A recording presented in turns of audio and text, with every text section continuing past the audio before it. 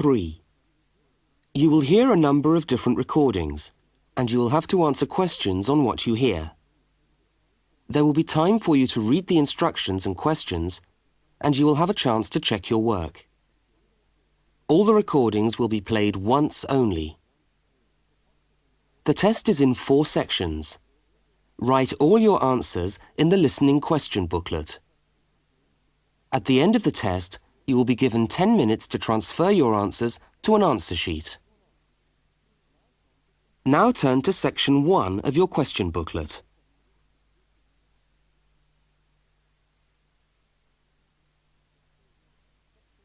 Section 1. You will hear a student inquiring about parking facilities. First, look at questions 1 to 4. For each of the questions, 4 alternatives are given. Decide which of the alternatives, A, B, C or D, best fits what you hear on the tape and circle the appropriate letter.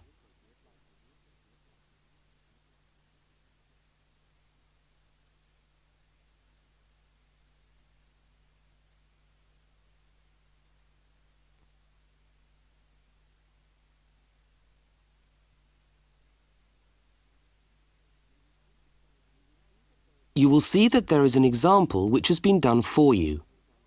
On this occasion only, the conversation relating to the example will be played first.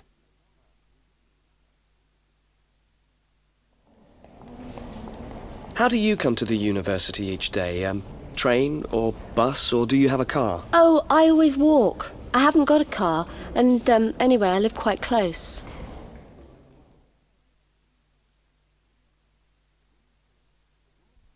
The woman says she always walks, so C has been circled. Now we shall begin.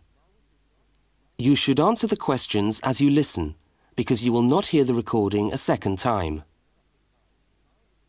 Now listen carefully to the first conversation and answer questions 1 to 4. How do you come to the university each day? Train or bus, or do you have a car? Oh, I always walk. I haven't got a car, and anyway, I live quite close. Do you know anything about parking rights on the campus? I was wondering whether students are allowed to park their cars on campus or not. Yes. I think it's possible for postgraduate students, but not for undergraduate students. That doesn't seem very fair. No, I suppose not. But there simply isn't enough room on the campus for everyone to park. Do you need a parking permit? Yeah, I believe you do. Where do I get that from? I think you can get a parking sticker from the administration office. Where's that? It's in the building called Block G, right next to Block E. Block G? Yeah. Oh, right. And what happens to you if you don't buy a sticker? Do they clamp your wheels or give you a fine? No, I think they tow your car away. Oh, really? Yeah. And then they fine you as well, because you have to pay to get the car back. I'd better get the sticker then. Yeah. Where exactly is the administration office again? I'm new to this university and I'm still trying to find my way around. Right. You go along Library Road, past the tennis courts on your left and the swimming pool on your right. Yeah. And the administration office is opposite the car park on the left. You can't miss it. So it's up Library Road, past the swimming pool, opposite the car park. Right, I'll go straight over there. Bye, and thanks for the help.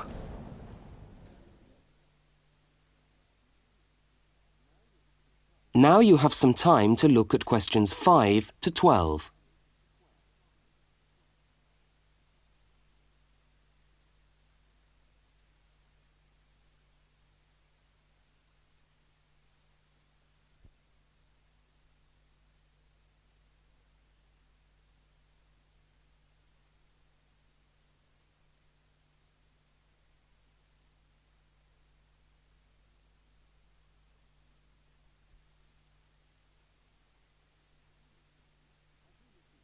As you listen to the next conversation, complete the application form in the spaces numbered 5 to 10 and answer the questions numbered 11 to 12.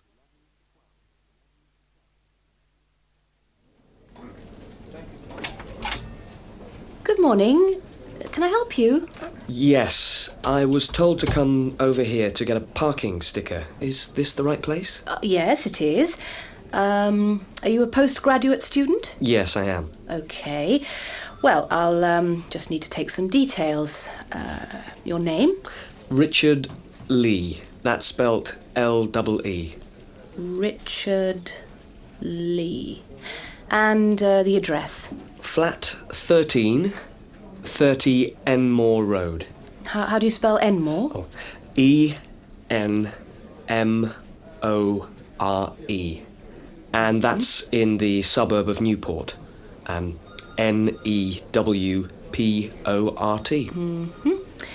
Faculty? I beg your pardon? Which faculty are you in? Oh, architecture, the Faculty of Architecture. Right. And the registration number of your car? Let me see. LXJ50... Oh, no, sorry. I always get that wrong. It's LJX058K. LJX508K? No, 058K. Ah. And what make is the car? It's a Ford. A Ford. Fine. Well, I'll just get you to sign here, and when you've paid the cashier, I'll be able to issue you with a sticker. Right. Where do I pay? Just across the corridor in the cashier's office. Oh, but it's 12:30 now, and they close at 12:15 for lunch. But they open again at 2:15 until 4:30. Oh, they're not open till 2:15. No. When you get your sticker, you must attach it to the front windscreen of your car. I'm afraid it's not valid if you don't have it stuck on the window. Right, I see. Thanks very much. I'll just wait here then.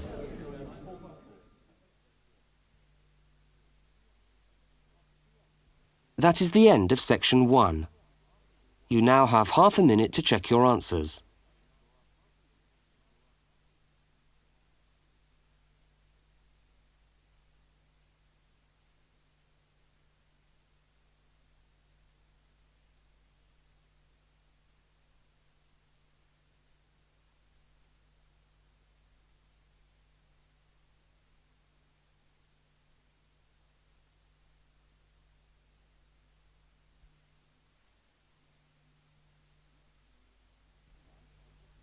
Now turn to section 2.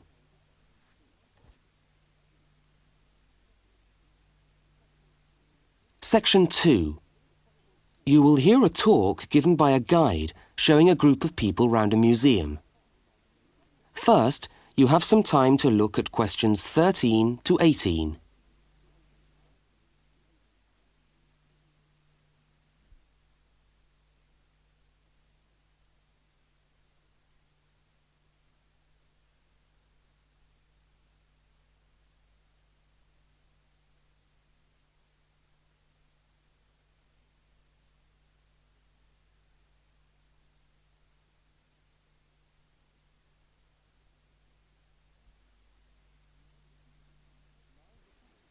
Now listen to the guide and complete the notes by filling in the numbered spaces 13 to 18.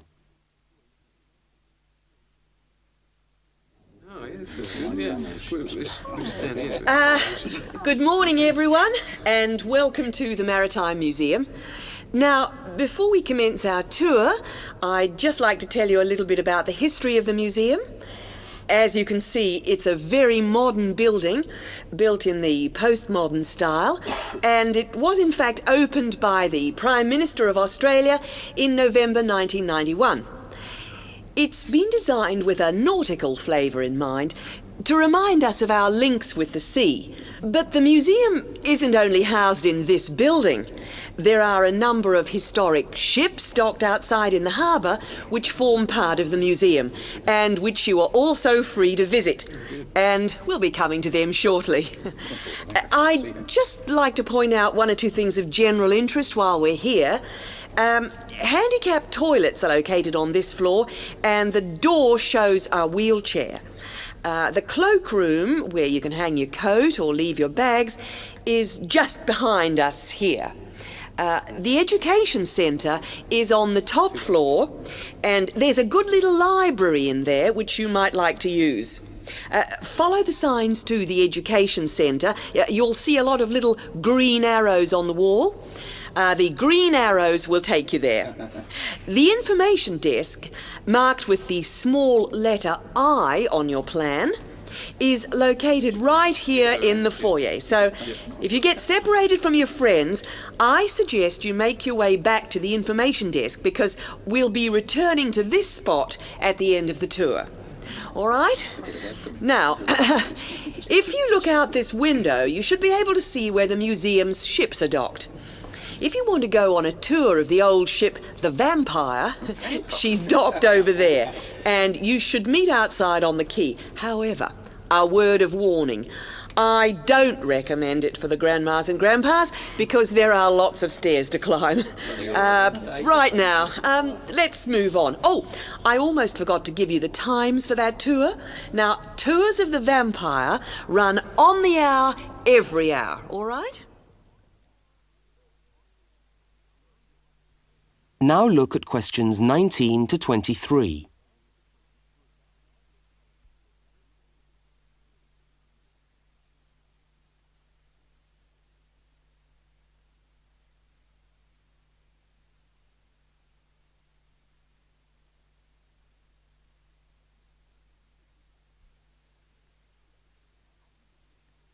As you listen to the rest of the talk, complete the notes in the numbered spaces 19 to 23.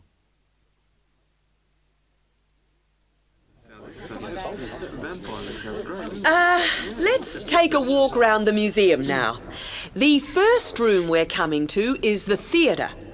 This room is used to screen videos of special interest, and we also use it for lectures. There's a continuous video showing today about the voyages of Captain Cook, so come back here later on if you want to learn more about Captain Cook. Now, we're moving along the gallery known as the Leisure Gallery. This is one of our permanent exhibitions, and here we try to give you an idea of the many different ways in which Australians have enjoyed their time by the sea. Surfing, swimming, life-saving clubs, that's all very much a part of Australian culture.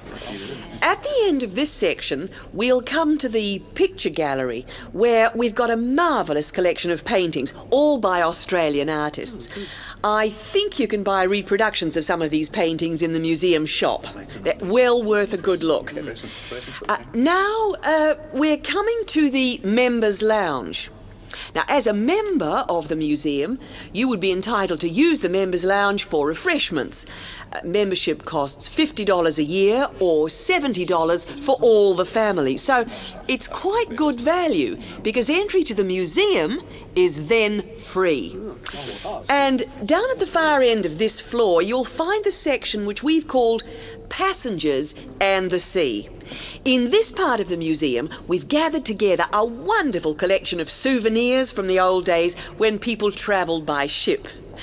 You'll find all sorts of things there. Old suitcases, ship's crockery, first-class cabins decorated in the fashion of the day. Just imagine what it must have been like to travel first class. Now, I'm going to leave you to walk around the museum on your own for a while, and we'll all meet back again at the information desk in 3/4 of an hour's time. I hope you enjoy your time with us at the museum today. Thank you. Thank you very much. That is the end of section 2. You now have half a minute to check your answers.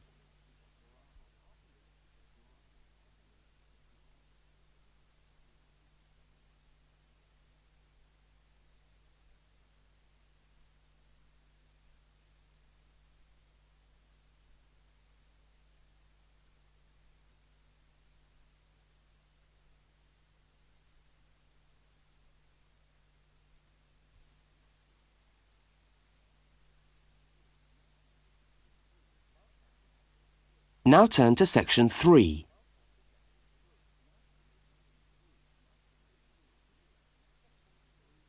Section 3. In this section, you will hear a university student, Mark, talking to a tutor and another student about a topic he has studied. Now look at questions 24 to 32.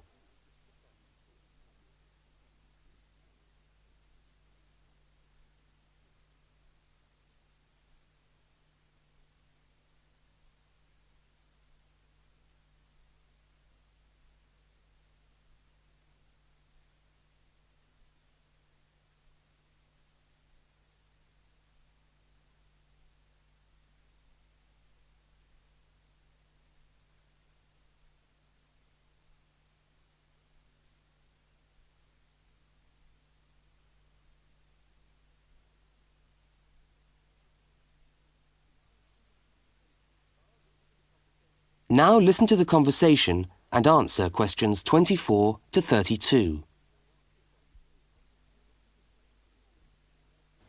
Okay, everybody. Good morning. Good morning.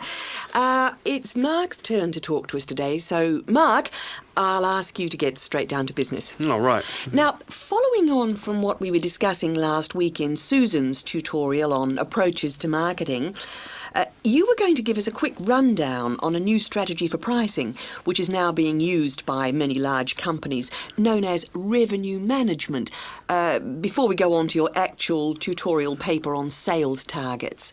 Is that correct? Yeah, okay, well... So, what exactly is revenue management? Well, it's a way of managing your pricing by treating things like airline tickets and hotel rooms rather more as if they were perishable goods. Yeah, I just tried to book a ticket yesterday for Perth, and would you believe there are 3 different prices for the flight? Right, and what was the rationale for that? Well, the travel agent said it depended on when you book and the length of the stay. Like, it's cheap if you stay away for a Saturday night, presumably because this isn't business travel, and even cheaper if you buy a ticket where you can't get a refund if you have to cancel. In that case, the ticket costs about half the price. You wouldn't think it would make that much difference, would you? Well, it does, and that's basically because the airlines are now treating their seats like a commodity. You see, if you want a seat today, then you pay far more for it than if you want it in 3 weeks' time. That seems rather unfair. Well, not really. When you think about it, that's just common sense, isn't it? Well, I suppose so. What this actually means is that in the same row of seats on the same flight, you could have 3 people who have all paid a different price for their tickets. And is this just happening in Australia? No, it's the same all over the world. Airlines are able to market a seat as a perishable product with different values at different stages of its life. Well, like mangoes or apples at the market. Yeah, it's exactly like that. The fact is that the companies are not actually interested in selling you a cheap flight. They're interested in selling the seats and flying airplanes that are full. Mark, why do you think revenue management has come about? Well, as far as I can see, there are 2 basic reasons. Firstly, because the law has been changed to allow the companies to do this. You see, in the past, they didn't have the right to keep changing the prices of the tickets. And secondly, we now have very powerful computer programs to do the calculations, and so the prices can be changed at a moment's notice. So you mean 10 minutes could be critical when you're buying a plane ticket? Absolutely. That's right. Yep. And I understand we've almost reached the stage where these computer programs that the airlines are using will eventually be available to consumers to find the best deals for their travel plans from their home computer. Heavens, what a thought. So the travel agent could easily become a thing of the past if you could book your airline tickets from home. Are there any other industries using this system, or is it restricted to the airline business? No, many of the big hotel groups are doing it now. That's why the price of a bed in a hotel can also vary so much, depending on when and where you book it. It's all a bit of a gamble, really. Yeah, and hire car companies are also using revenue management to set their tariffs, because they're also dealing with a commodity, if you like. So the cost of hiring a car will depend on demand. Well, thank you, Mark, for that overview. That No was trouble. well researched. Now, let's get on with your main topic for today, which...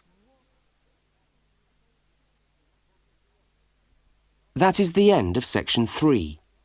You now have half a minute to check your answers.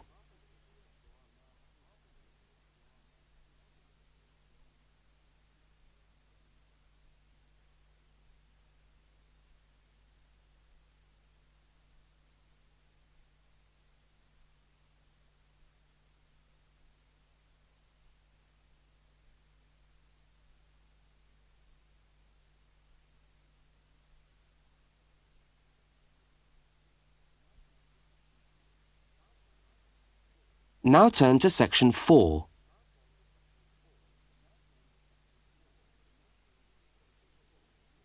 Section 4. You are going to hear a short talk on space management in supermarkets. First, you have some time to look at questions 33 to 37.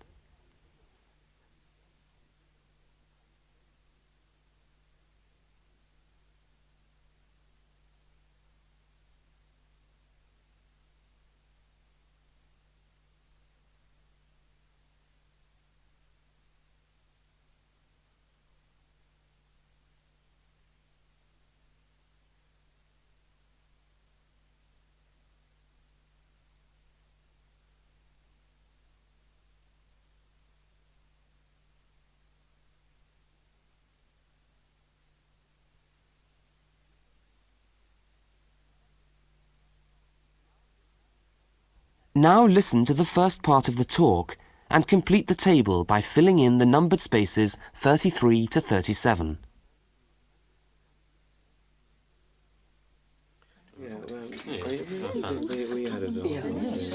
Good morning. Welcome to this talk on space management. And today I'm going to look particularly at space management in the supermarket. Now, since the time supermarkets began, marketing consultants like us have been gathering information about customers' shopping habits.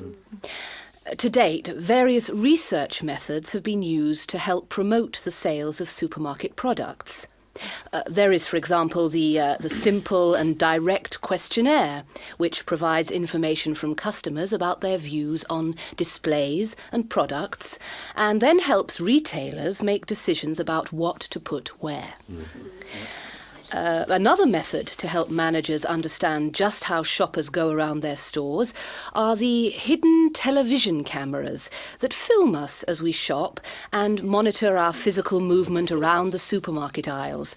Where do we start? What do we buy last? What attracts us, etc. More sophisticated techniques now include video surveillance and such devices as the eye movement recorder.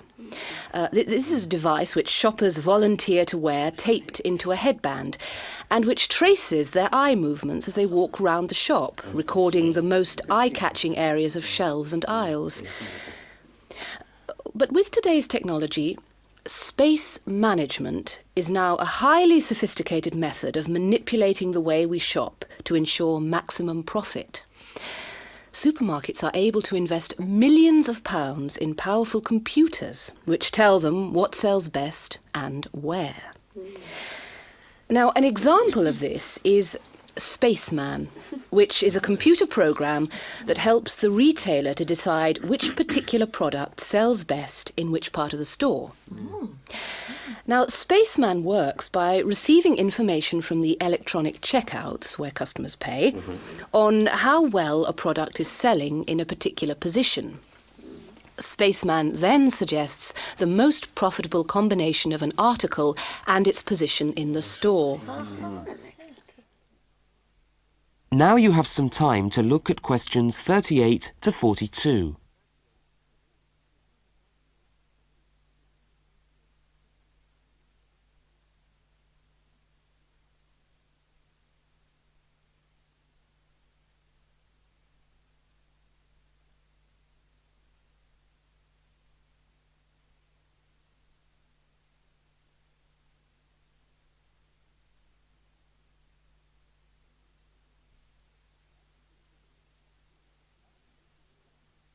As you listen to the rest of the talk, label the diagram by filling in the numbered spaces 38 to 42.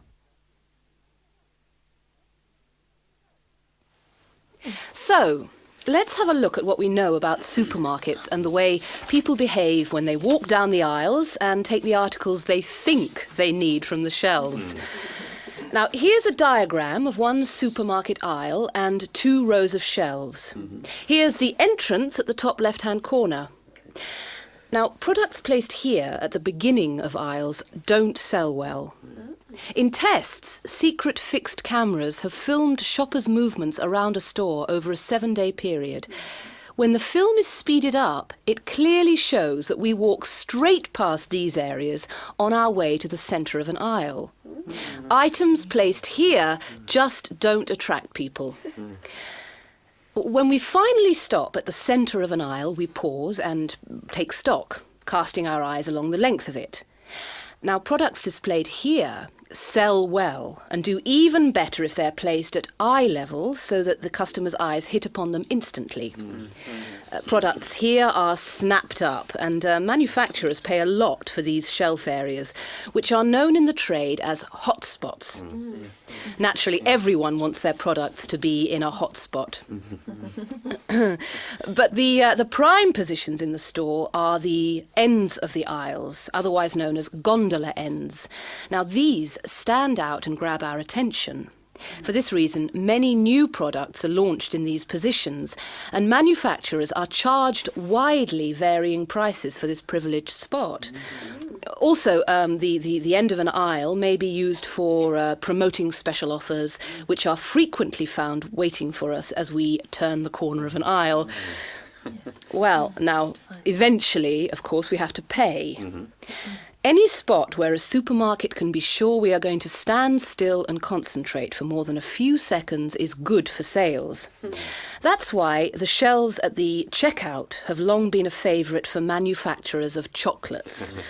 Perhaps the most surefire impulse food of all.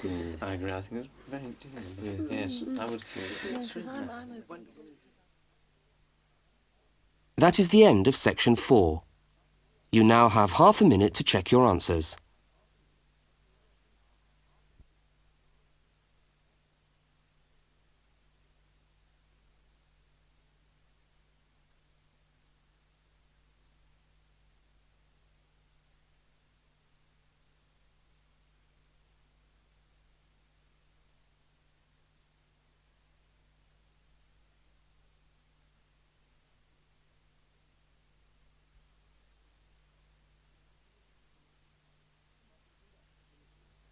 That is the end of the listening test.